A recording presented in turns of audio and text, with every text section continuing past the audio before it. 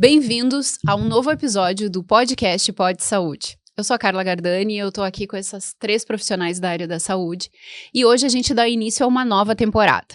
Então a gente vai trazer várias surpresas para vocês e nós queremos falar assim um pouco mais de cada uma das especialidades aqui das integrantes da mesa. Além disso, gente, hoje o tema escolhido é Oncologia além do diagnóstico.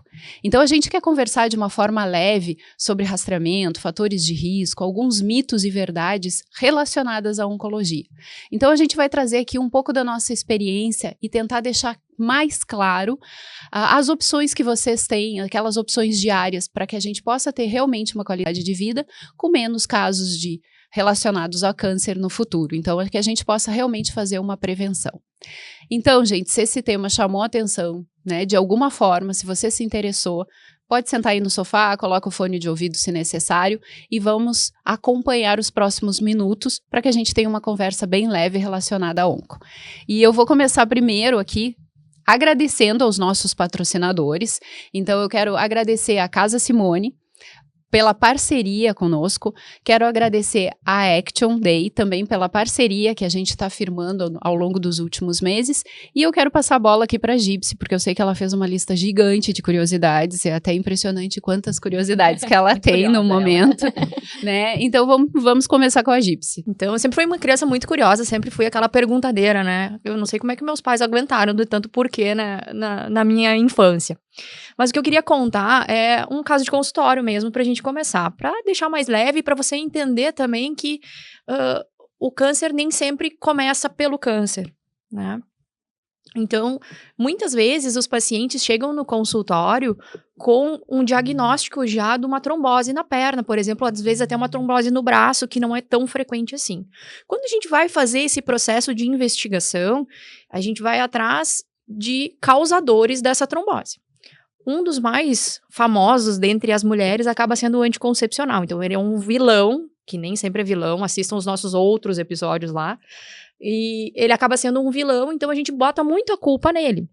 Quando a gente procura, então não é o anticoncepcional, não fez nenhum tipo de procedimento cirúrgico, que tu ficou muito tempo acamado, ou você não está com problema de mobilização, que teve que ficar parado muito tempo, alguns sinais começam a serem alertados. E aí a gente vai atrás de neoplasias ocultas.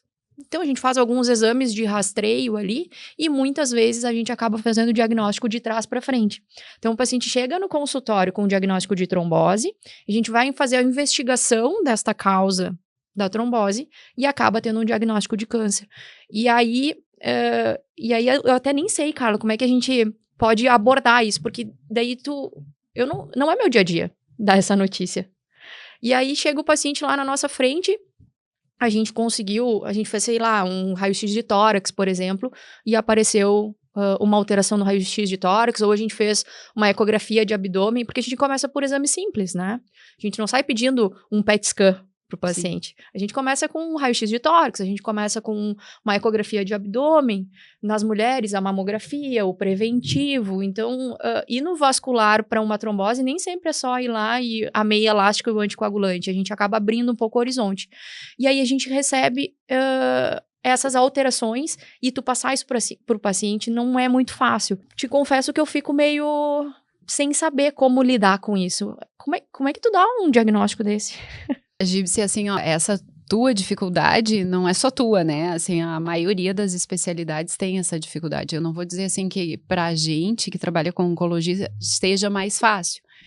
Só que a gente se expõe a essa situação todos os dias, várias vezes ao dia. Então, a gente começa a entender como é que funciona a dinâmica do paciente para conseguir explicar isso.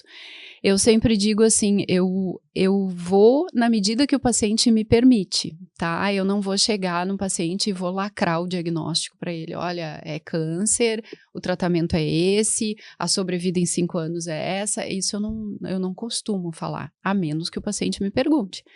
Então, assim, eu não uso nem o termo câncer, né? Eu vou usando outros termos que, para mim, pessoa mais leve, nódulo, um carocinho, tá alguma coisa alterada no teu raio-x, vamos ver, né?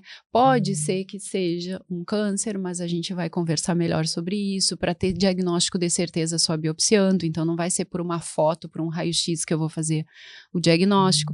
E na medida que o paciente vai aceitando, porque é um susto para todo mundo, independente se é homem, mulher, classe social, todo mundo tem muito medo do diagnóstico, ele vai se abrindo, o paciente vai se abrindo e eu consigo falar mais coisas, mas assim, vai de acordo com o paciente e a forma que eu falo também vai de acordo com o paciente. Porque tu imagina assim, então o paciente chegou lá no consultório com uma trombose na perna, ele tá preocupado se ele vai perder a perna ou não, que normalmente essa é a preocupação. E aí eu vou ter que dizer assim, não, mas não vai perder.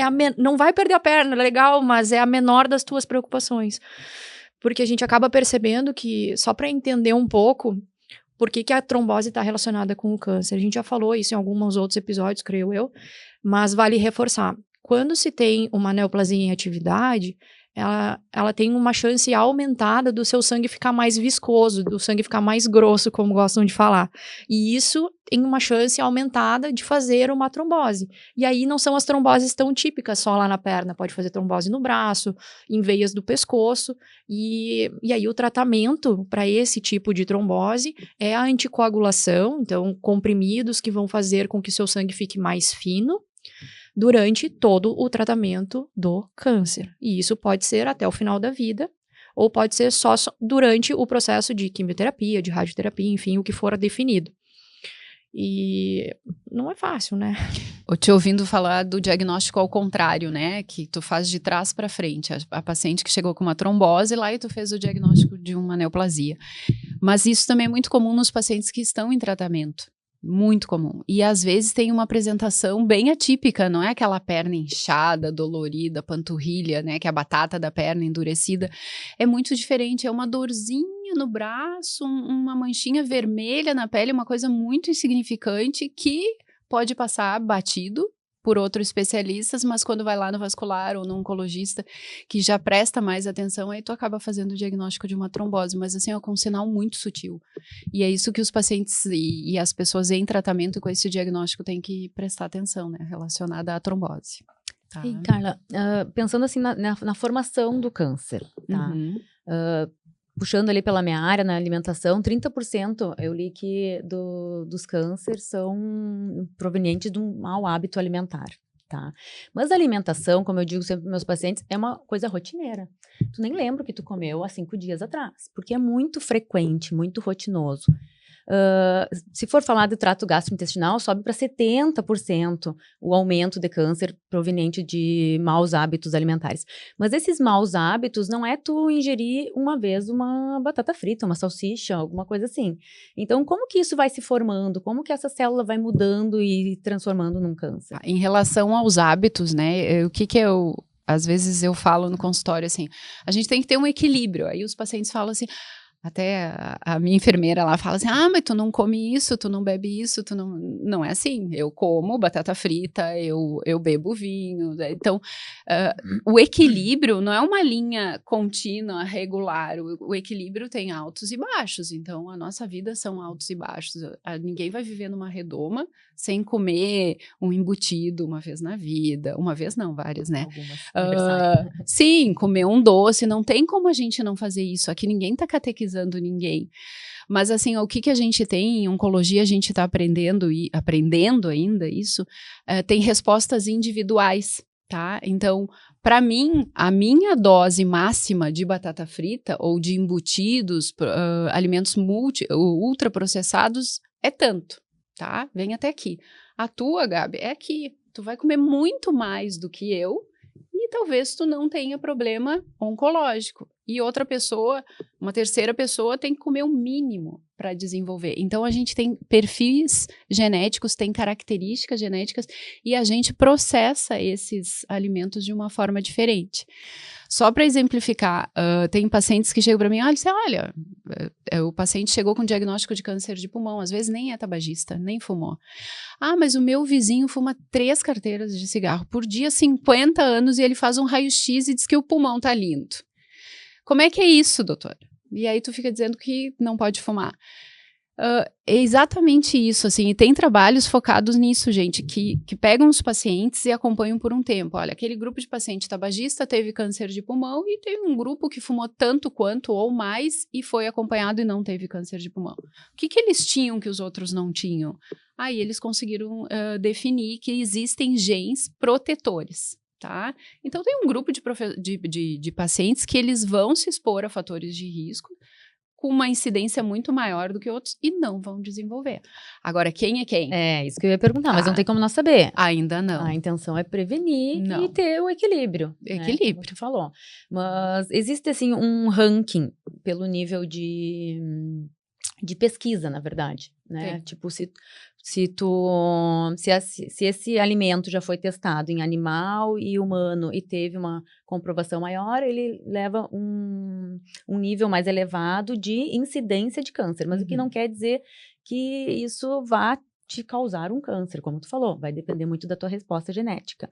Mas eu puxei isso justamente pelo comparativo que teve há pouco tempo atrás dos embutidos com o cigarro, né? Aproveitando que tu falou ali do cigarro. Então, eles foram classificados pelo IARC e pela Organização Mundial de Saúde, os embutidos, no mesmo nível de possível cancerígeno que o cigarro.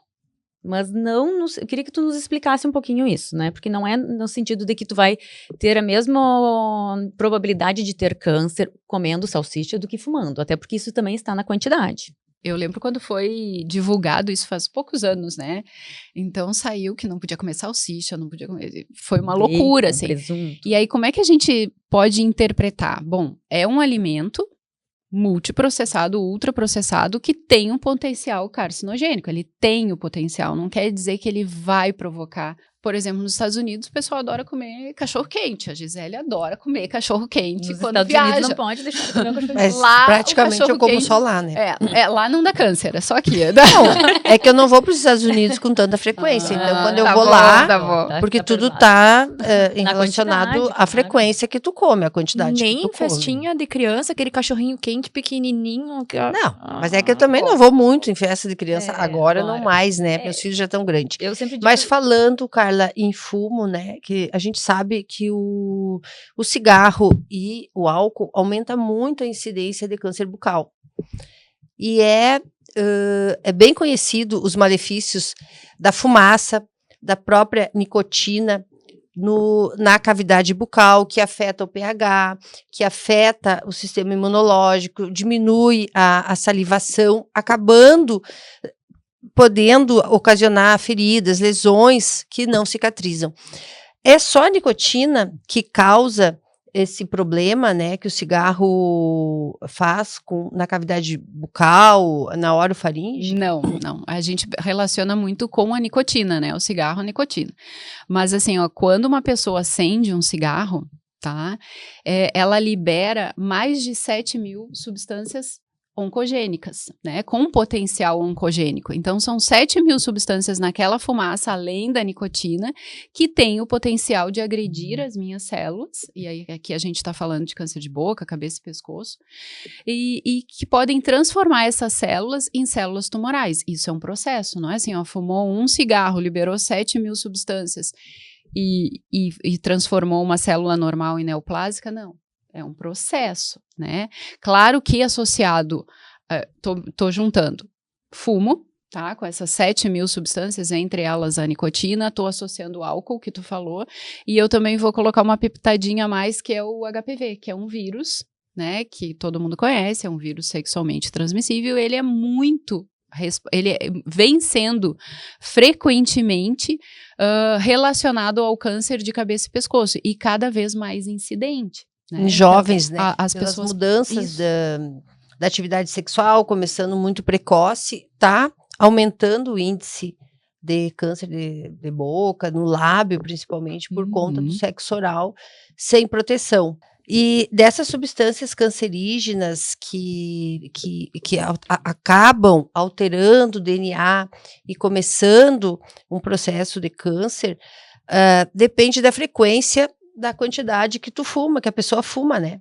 Claro que uma pessoa que fuma um cigarro já é prejudicial, mas uma pessoa que às vezes fuma um maço de cigarros por dia, ela tem 25 mais vezes de desenvolver uma lesão cancerígena. Então, é uma coisa a se pensar, a incidência de câncer de boca em homens também é maior, talvez pelo fato do uso, né, de bebida, do cigarro.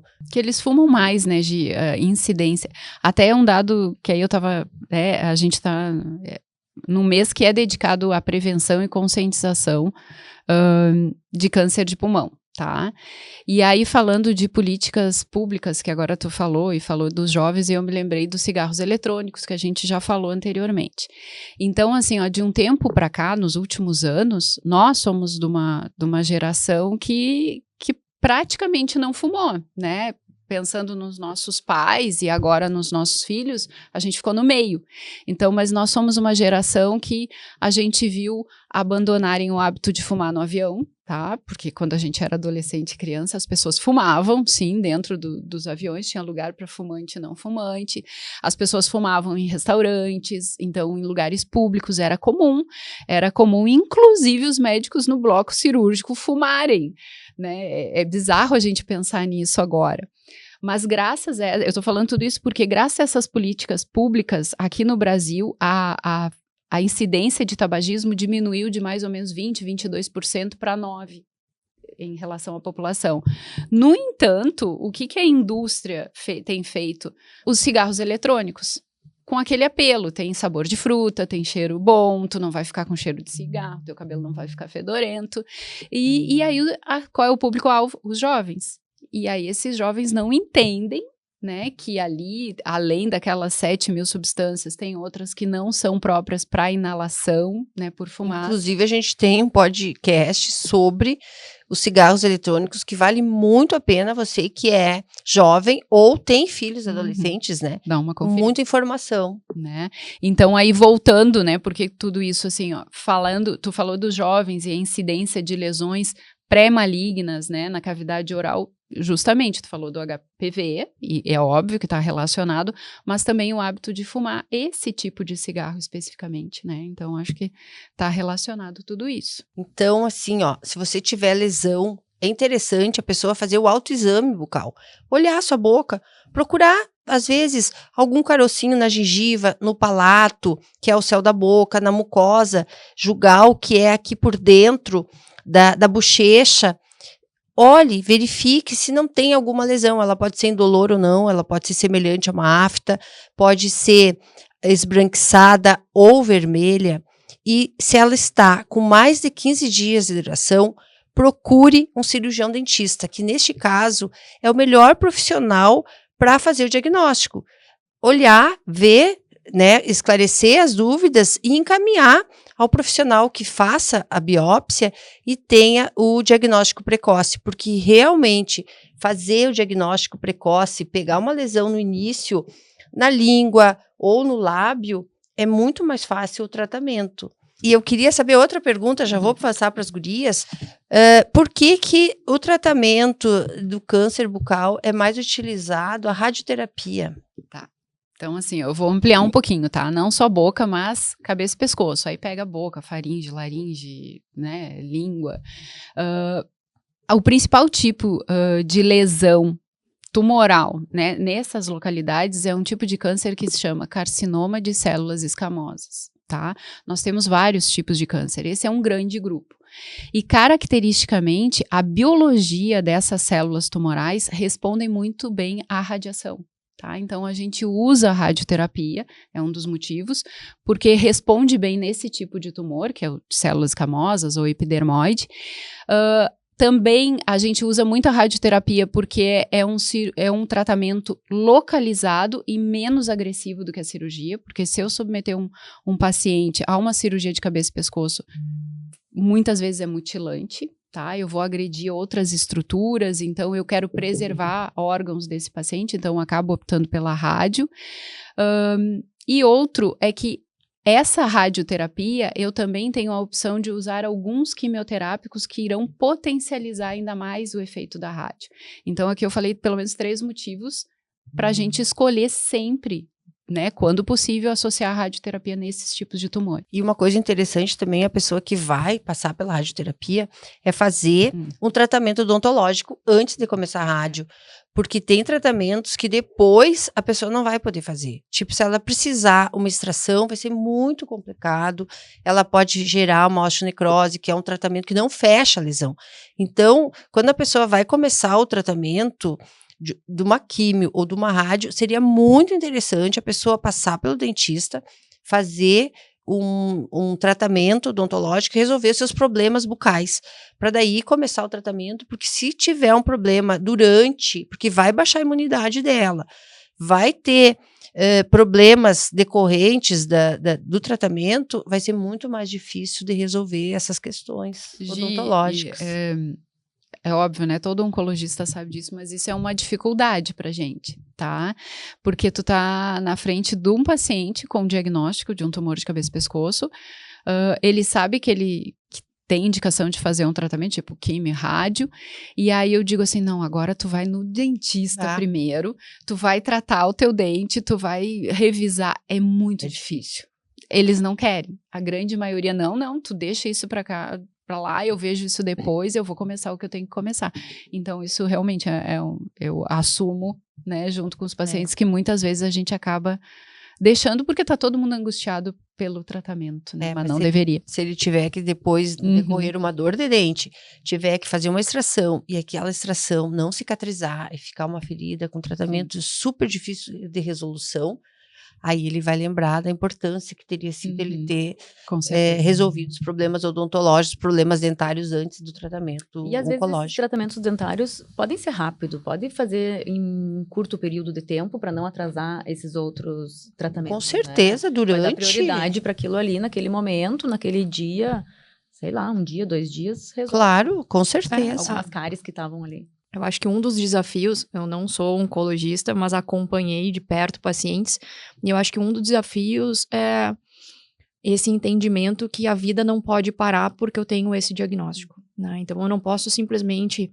focar todos os esforços do meu dia, enfim, só no diagnóstico de câncer e do tratamento. Existem outras coisas que eu tenho que ir levando concomitantemente ao tratamento. E é bem como tu falaste, a gente tem que cuidar da boca, a gente tem que tentar cuidar da saúde mental, que é tão importante nesse período. Mas o que eu queria comentar agora nesse momento, que eu vi vocês estão falando muito de tratamento, né? Foi falar da radioterapia, se tocou no assunto de quimioterapia. A gente sabe que as complicações desses tratamentos também são algo que merecem a nossa atenção. Então, o que a Gisele estava falando ali da radioterapia, que é mais difícil, quando se faz uma radioterapia, a gente tem uma espécie de congelamento do local. Então, quem é um pouco mais da área médica já ouve falar assim, tem uma pelve congelada, tem um abdômen congelado. O que isso quer dizer? Que aquela radiação toda que foi naquele local danificou aqueles órgãos adjacentes, aquela musculatura, enfim, todos aqueles tecidos, e aquilo está muito difícil de ser modificado. Bom, foi atingido o objetivo do tratamento do câncer? Foi, ok. Mas o depois, ele é complicado também. E eu não sei se de hoje, Carla, mas que a gente tem ouvido falar de terapias um pouco mais assertivas, que tem o nome de terapia-alvo, né? Então, assim, para entender a terapia-alvo, vamos só falar um pouquinho como é que é o tratamento oncológico, né? Todo mundo fala da quimioterapia e pergunta se é vermelha, se é branca, cai cabelo, não cai cabelo.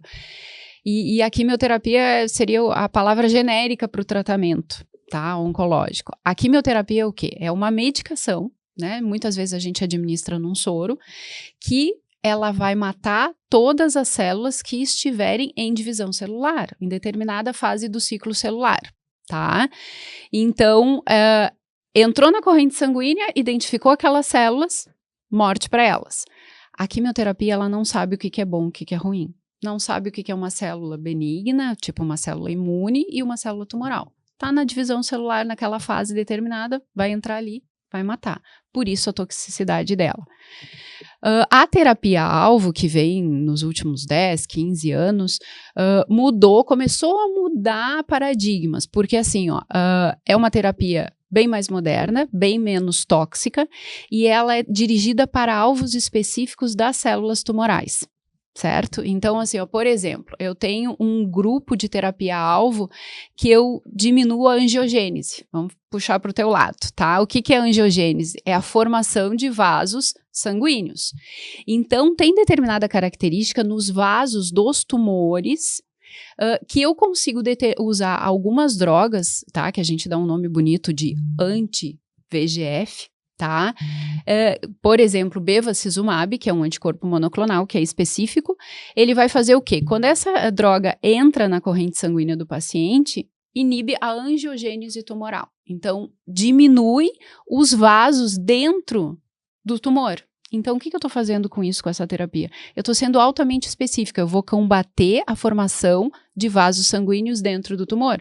Consequentemente, vai chegar menos sangue nesse tumor e aquelas células tumorais vão morrer mais. Como Tá? se tu matasse o tumor de fome. De fome. É assim. usado bastante em próstata, né? Câncer de próstata. Assim, essa eu falei especificamente sobre uma, mas assim, ó, por exemplo, uma das primeiras que a gente usou foi para câncer de mama, tá? Que é uma droga dirigida por uma proteína que é muito encontrada nas células tumorais, tá? Dos carcinomas de mama.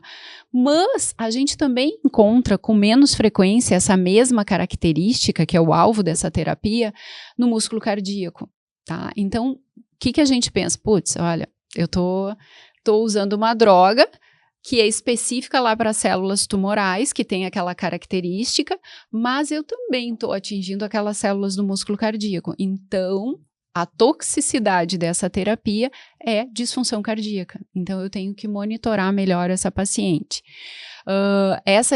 Em relação ali ao que tu falou, tipo essa angiogênese a gente usa muito para tumores de intestino. Tá, muito. Dependendo do perfil genético daquele tumor, a gente escolhe, olha, eu vou usar esse tipo de bloqueio para ti ou não. Tá? Então, tem uma gama gigante, gente. Eu só falei 2 aqui para ser um pouquinho mais sucinta. Ali tu falou de matar a célula de fome, né? Me lembrei que é uma dificuldade grande no tratamento do câncer, essa questão da alimentação. Até uma certa divergência de opiniões, porque tu vai estar nutrindo o paciente, automaticamente vai estar nutrindo o câncer. Os pacientes me dizem assim, não, eles são bem radicais, alguns assim, não, eu eliminei da minha dieta o açúcar, porque o açúcar provocou o câncer, né? Como é que eu tento explicar isso? Assim, ó, o metabolismo de um tumor é muito maior do que o metabolismo fisiológico, assim, tá? Se eu pegar uma célula de mama normal, ela tem um metabolismo, vai gastar tantas calorias lá para manter aquele tecido, eu vou precisar de tantos nutrientes. Se tiver um tumor ali naquela mama, aquelas células tumorais, elas se multiplicam e se dividem muito mais rápido, então elas precisam de combustível, elas precisam. Então, se eu vou comer um doce que tem muita caloria, consequentemente, aquelas células vão pegar uma grande parte daquela caloria. Então, assim, não é o açúcar em si, o carboidrato em si, não, é a necessidade da célula tumoral, porque ela é ávida por combustível, por alimento. Claro, e por isso também eles têm um emagrecimento muito rápido durante o tratamento, né, ou após o diagnóstico, e muitas vezes a dificuldade é de ingesta alimentar, né, em função até dos efeitos colaterais das quimioterapias, de se sentir mais enjoado, com menos apetite, e as duas coisas têm que andar junto, tem que estar com o teu corpo bem nutrido, tem que nutrir as células que estão saudáveis ali, para conseguir até ter essa recuperação melhor. E hoje em dia existe, né, suplementos, os pacientes conseguem utilizar, claro que não são fáceis de utilizar pelo sabor, não é a coisa mais gostosa do mundo, muitas vezes o paladar é alterado durante o tratamento, então na nutrição o que a gente costuma ajudar com isso? Ter alimentos muitas vezes com volumes calóricos maiores em pequenas quantidades, por isso que esses suplementos entram para ajudar.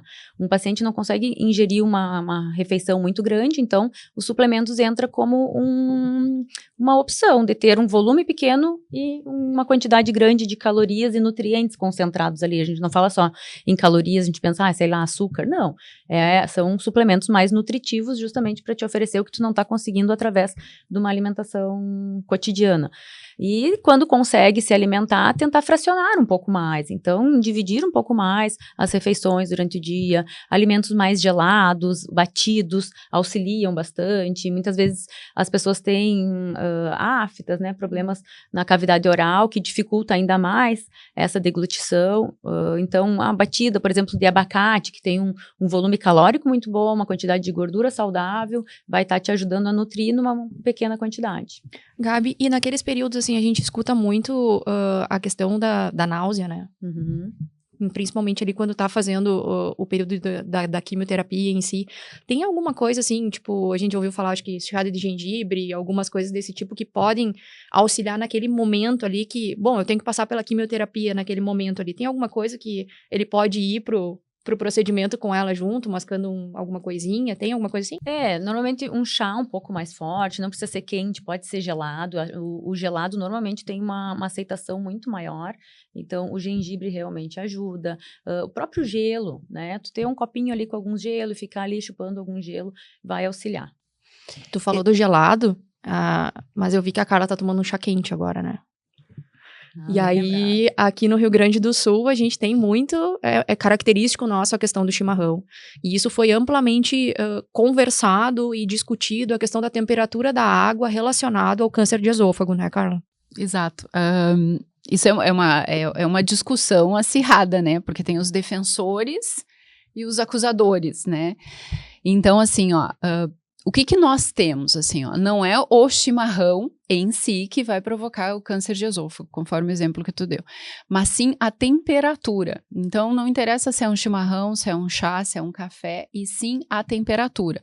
Claro que os usuários de chimarrão, eles tomam uma térmica inteira de chimarrão, então é uma quantidade grande, com uma temperatura elevada.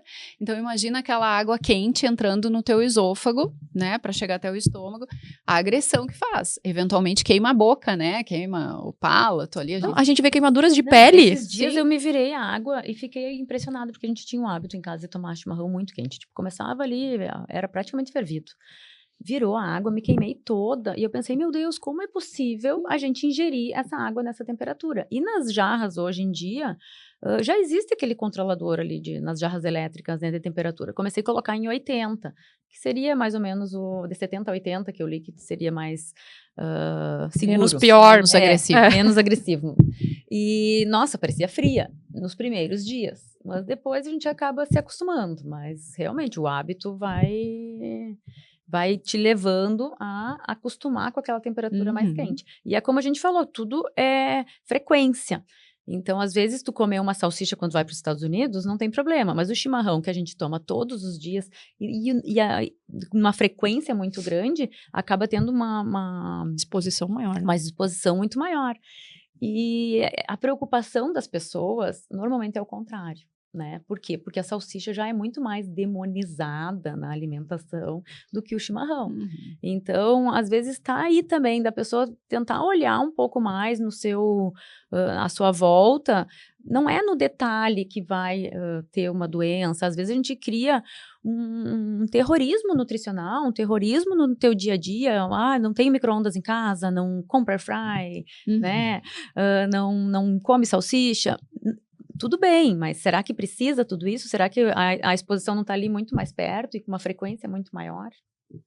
Depois vamos falar do air fry. Não, agora tu falou, e aí ontem eu recebi um Reels lá da minha mãe. Evite papel alumínio. Não use papel alumínio. Aí um terrorismo, sabe? E mas guarda o papel alumínio para alisar o cabelo, né? Porque essa gente sabe que funciona, né? Eu sei que tem alguns quimioterápicos que causam a mucosite oral, que são múltiplas lesões na boca, em decorrência do tratamento da quimioterapia, e são muito dolorosas e dificulta muito a alimentação do paciente. Ele já está numa fase difícil, já está imunodeprimido e aí não consegue se alimentar por conta da dor, porque são lesões muito dolorosas. Vocês têm o hábito de indicar a laser terapia, porque tem estudos que corroboram o uso da laser terapia como preventivo da lesão de mucosite oral e após. Então, tem vários usos. Tu pode usar no momento de muita dor, com algum tipo de frequência do laser. Tu pode usar para reparar a lesão. Tu pode usar como prevenção da lesão. Vocês fazem o uso, indicam para dentistas habilitados em laser, Carla? Assim, eu não tenho que discutir, tá, os benefícios, tanto preventivos quanto curativos, assim, para te prevenir o surgimento daquela mucosite ou para te tratar a mucosite. Então, não tem muito o que discutir. É uma sugestão, sim, para os pacientes. Alguns aderem com mais facilidade, principalmente aqueles que viram, que já passaram pela experiência e viram que resolve com poucas sessões, né, quando a gente precisa mesmo. E outros são mais resistentes. Eu ainda tenho dificuldade, assim, por quê? Porque eu estou acrescentando mais uma terapêutica, sabe? Já é um mar de coisas ali, e aí eu chego, não, mas agora tu vai lá no dentista, tu faz isso, tu faz aquilo. Então, eu até entendo eles, né? Então, assim, a mim compete orientar, olha, a gente tem esse caminho aqui, se tu quiser tentar, tá aqui, eu vou te indicar fulano ou ciclano, né, tudo certo, eu acho que tu pode te beneficiar bastante com isso. Porque imagina, às vezes, assim, a pessoa tem uma afta na boca e dói muito, a pessoa não consegue se alimentar porque ela tem muita dor. Eu tenho pacientes que seguidamente têm afta e eles vão no consultório quando ela tá naquela fase de muita dor para aplicar o laser e aí alivia a dor na hora, assim, tipo, tu dá uma analgesia meio que imediata, daí eu falo, vai para casa, se alimenta para melhorar o teu sistema imunológico e para começar a ter uma reparação mais fácil. Agora tu imagina uma boca com mucosite, daí a pessoa já tá com todo aquele problema, né? Aquilo que a Gipsy falou também, é bom até a pessoa não se voltar muito para o câncer, tentar, né? Porque é fácil a gente falar quem está de fora, mas a pessoa tentar trabalhar, tentar fazer umas atividades rotineiras dela, tentar fazer as coisas até para não ficar tão focada naquilo. Porque o emocional, o psicológico, até o espiritual, né? A pessoa ter aquela força, vai ajudá-la a passar por essa fase com mais equilíbrio, com mais resiliência, com mais aceitação e vai ajudar no diagnóstico, né, no prognóstico da doença. Deixa eu só colocar, fazer um contraponto, assim. Se a gente pegar dados, assim, ó, de países desenvolvidos, tipo câncer de mama, tá? Se eu pegar 100 mulheres com diagnóstico de câncer de mama que foram submetidas a tratamento e acompanhar essas mulheres por 5 anos, 85% delas estarão vivas e com uma qualidade de vida no final desses 5 anos. Então, é um número muito bom se eu considerar com outras patologias. Eu vou comparar com AVC, com cardiopatia isquêmica, outras doenças graves. Aqui no Brasil, a gente está bem distante disso. Por quê? Por fatores econômicos, dificuldade de acesso. Mas o que a gente tem que entender? Que essa visão que oncologia, teve o diagnóstico ao final, não pode, tá? A gente tem que trilhar esse rumo. Qual é o meu objetivo? É 85% de sobrevida em 5 anos, que eles vivam o que tem para viver com uma qualidade de vida boa. Então, a missão da gente aqui com esse podcast é justamente isso.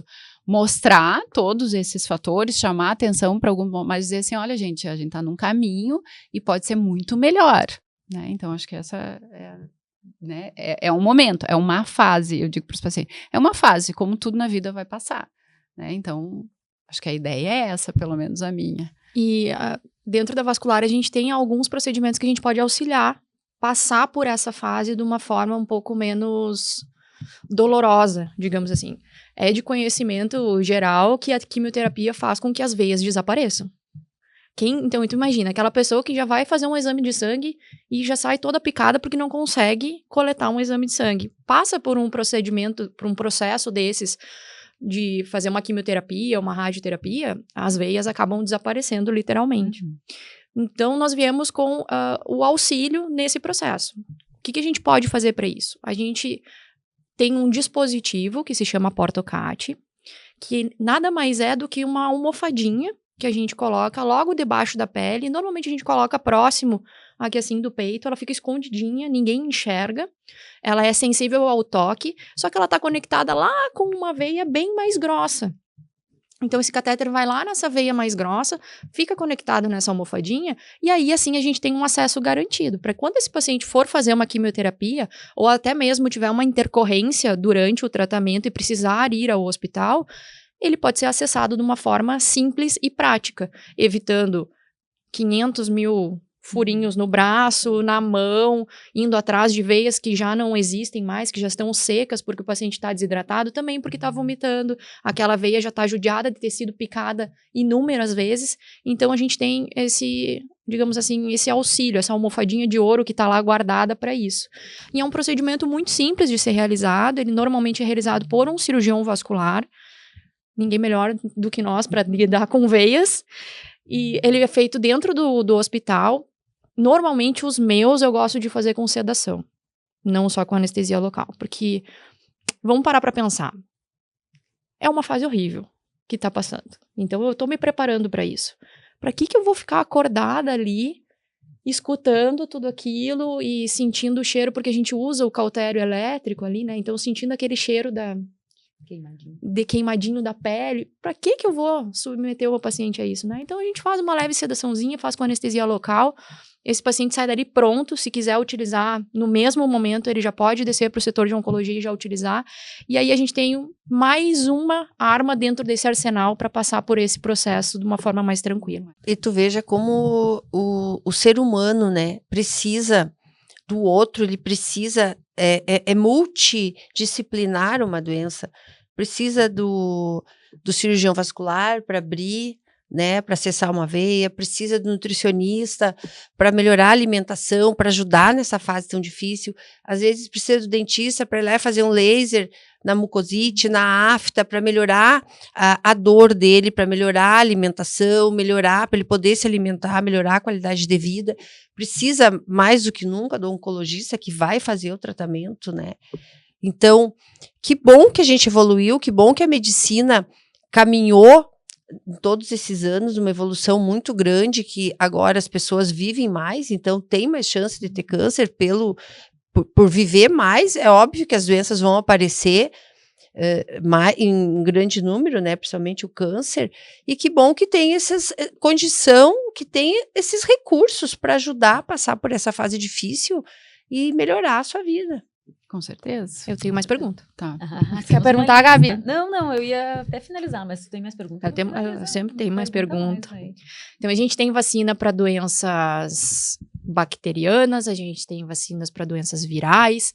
Tem vacina para câncer, Carla? Sabe que isso é uma pergunta do consultório, porque de tempos em tempos surge na mídia, ó, vacina contra o câncer, aí todo mundo chega lá, eu quero essa vacina. Nós não temos uma vacina, tá? Uma vacina universal, tome, use essa vacina e tu não vai desenvolver nenhum tipo de câncer, porque às vezes é essa a ideia que a mídia vende. Tá? Nós temos o quê? Vacinas que servem com uma função profilática, vamos falar assim, tipo a vacina para o HPV, tá? Então, todo mundo sabe, né, que o HPV é sexualmente transmissível, a vacinação está indicada para adolescentes, né, antes do início da idade da vida sexual ativa. A meta aqui do Brasil é que 90% dos adolescentes nessa faixa etária sejam vacinados para a gente conseguir erradicar, por exemplo, câncer de colo de útero, aí tem câncer de boca, tem outras, né? Nos próximos anos. Países ricos, como lá no norte da Europa, que eles realmente aderiram a essa vacinação, eles já veem uma queda brusca nesses diagnósticos correlacionados com HPV. Aqui no Brasil a gente está engatinhando, apesar de ser gratuita e apesar de jogarem fora muitas vacinas. Outra vacina com essa função profilática seria para hepatite B, tá? Que é um vírus, né, que causa hepatite e que muitas vezes ele pode cronificar e está relacionado ao surgimento de hepatocarcinoma, que é um tipo de câncer de fígado. Então, nós sermos vacinados para esse vírus também vai prevenir. Outra vacina que é específica para um tumor, assim, é uma vacina que se chama Provenge, tá? É uma vacina específica para câncer de próstata. que a gente pode usar em alguns pacientes selecionados, mas pacientes com diagnóstico, tá? Então, é uma visão um pouco diferente, não é aquela vacina que eu vou lá, tipo de vírus, de bactéria, eu tô saudável, vou lá, faço a vacina para não ter a doença. A visão ainda é um pouco diferente. Talvez no futuro a gente tenha isso, né? Mas por enquanto ainda não. Mas essa de próstata tem que ter o diagnóstico já afirmado de câncer. Uhum. Tá, ele vai ajudar a segurar e manejar melhor a doença. Já que estamos falando em prevenção, eu li ali um código que a Organização Mundial de Saúde abriu com 17 recomendações para evitar o câncer. Então, achei que seria interessante ler, assim, brevemente para vocês. Então, primeiro, não fume, né? Nem usar nenhum tipo de tabaco. Faça de sua casa um lugar livre de fumaça. Então, a fumaça de um fumante passivo também estaria em risco. Mantenha e atinja seu peso saudável. Faça atividade física. Tenha uma alimentação saudável. Isso seria o 5. 6. Nas bebidas, limite o consumo de bebidas em temperaturas muito quentes, como mate, chimarrão, café. Acho que nós falamos sobre várias aqui, né? Amamente, quando possível, o maior número de tempo possível. Proteja-se da exposição direta ao sol. Número 9. Se você cozinha ou aquece sua casa com carvão mineral ou lenha, evite o acúmulo de fumaça dentro de casa. Se houver alta poluição no ar, evite de ficar muito tempo ao ar livre. Informe-se se seu trabalho expõe substâncias químicas que provenem ao câncer. Infecção pela bactéria Helicobacter pylori pode causar câncer de estômago. Não faça reposição hormonal na menopausa, a menos que seja indicada pelo seu médico. Se você tem daí o 15, 16 e 17 é sobre exames preventivos em cada faixa etária adequada, que acho que isso também é super importante ter esse acompanhamento. Você falou da exposição ao sol ali, e eu só queria lembrar a questão do melanoma, né, do câncer de pele. Ele não está só relacionado a áreas que estão expostas ao sol, né, Carla? A gente às vezes acaba percebendo escondido lá no meio do couro cabeludo, uma pinta meio estranha lá embaixo na sola do pé. O principal fator de risco do melanoma, tá, que é o tumor de pele mais agressivo, é a exposição ao sol. Tá? Então, por isso que a gente usa protetor solar, por isso que usa aquelas roupas com proteção, UVA, UVB, por isso que a gente faz tudo isso. Só que existem alguns tipos de melanoma, tipo o melanoma acral, que dá na planta do pé, então embaixo do pé, na palma da mão, na unha, tá? Que não são áreas expostas, ninguém fica assim com os pezinhos para cima, né? E tem um melanoma ali, tem melanoma ocular. Tá, então tem melanoma de mucosas, né, eu já vi diagnóstico de melanoma de colo de útero, tá, então, né, e como que a gente explica isso? Na verdade, a gente não sabe direito explicar isso, não, a gente não tá totalmente claro esse mecanismo, mas a gente acredita que além, né, da exposição solar, existem fatores genéticos que propiciam para o surgimento desse tumor, então tudo é uma combinação, tá, então não é só na pele, mas também pode pegar essas outras áreas, conforme tu falou. Acho que bem importante para quem tem um histórico familiar de melanoma, de lesões de pele e tudo mais, aquelas pessoas que são todas pintadinhas, assim, parece um leopardo, que inclusive meu irmão, né, tem alguns tipos de scanner que hoje as dermatologistas usam, né, que você vai lá e você é escaneado, então todas as pintas, digamos assim, do seu corpo são analisadas, dali 6 meses, 1 ano, você vai lá e faz de novo. Então, você consegue ter um acompanhamento global 360 de todas aquelas lesões. Porque o acompanhamento dessas lesões é importante, né? A questão o ABC, né? Do aspecto, da borda e das características dessas lesões. Então, é muito importante esse acompanhamento dessas pintinhas que a gente tem aí para quem tem um fator de risco, né? Com certeza. A dermatoscopia, as mais modernas, elas já têm inteligência artificial. Então, tu vai escanear o paciente, tu vai colocar ele numa parede, assim, tu vai escanear ele de frente, verso, todos os lados, e aí vai ter um computador que vai dizer, olha, tem pinta aqui, aqui, aqui, vai medir todas essas pintas, vai analisar os bordos, vai analisar a coloração, e aí eu tenho aquilo ali, ó, esse aqui é o exame basal, daqui a 1 ano, tu volta e eu vou fazer outro exame, olha, aumentou aquela pinta, aquela tá mais escura, e eu consigo acompanhar esse paciente, e eu consigo, inclusive, fazer menos biópsias nele, porque eu vou biopsiar. Quando eu indicar a biópsia, eu vou ser mais assertiva do que várias biópsias assim às cegas, por vontade própria. O que mais? Tava olhando Acho que era aqui, isso, temos né? algumas perguntas, mas acho que vamos deixar para responder E durante a muitos semana. desses aí. assuntos que a gente falou aqui, alcoolismo, tabagismo, cigarro eletrônico, o estresse também, tudo isso está lá no YouTube, nos nossos podcasts, que vale a pena conferir, porque estão muito, muito bons e com muita qualidade de conteúdo. É isso, gurias. Agora tem a última pergunta. Temos a última pergunta? Tem a última pergunta, foi combinada e eu esqueci, meu Deus do céu! Carla, conta pra nós. Bem espontânea agora. Bem espontânea, assim. Me conta, quais são as características de um bom oncologista? Mas essa pergunta é porque eu vou ser advogado do diabo aqui. Então, assim, hoje em dia, gente, se tu botar no Google tratamento para câncer de colo de útero, câncer de cólon, câncer de pulmão, vai vir o protocolo, né? Então, assim, os pacientes chegam no meu consultório já dizendo, eu vou fazer a quimioterapia tal, que tem FOLFOX, que tem FOLFIR, que tem... Eles chegam falando isso. Então, o que vai fazer a diferença no oncologista não é decorar o protocolo, porque todo mundo vai saber, né, do protocolo, qualquer robô vai responder isso. É tratar o paciente de uma forma global, né? Tu vai tratar o problema do paciente e não a doença. Que nem a gente falou, e a mucosite. Eu tenho que tratar o problema do paciente. Mesmo que eu queira, às vezes, tratar a mucosite, eu não consigo, eu estou tratando o problema. Na visão dele, é aquilo ali.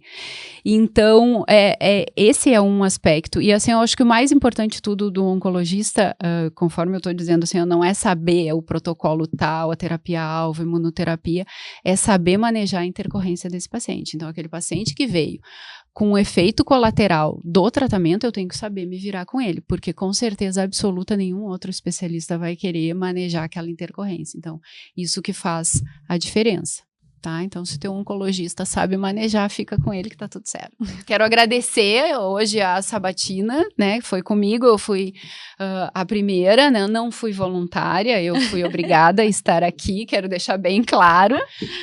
Mais uma vez, eu quero agradecer nossos apoiadores.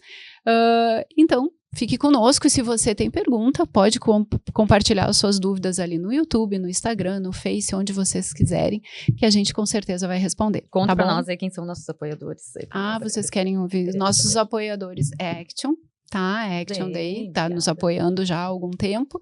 E a Casa Simone, que tem uma parceria bem importante, bem legal, e a gente também visa que a casa da gente tem que ter, conforme tu falou, né, é das nossas metas, né, além de estar livre de fumaça, ela tem que ser um lugar que nos traz tranquilidade e só bem-estar. Entrar lá na Casa Simone, a gente já fica bem, né, porque é um lugar lindo, com móveis lindos, que vale muito a pena dar uma visitada lá. Isso aí, muito Isso aí, obrigada. pessoal. Obrigada. Até mais. Até o próximo. Até a próxima.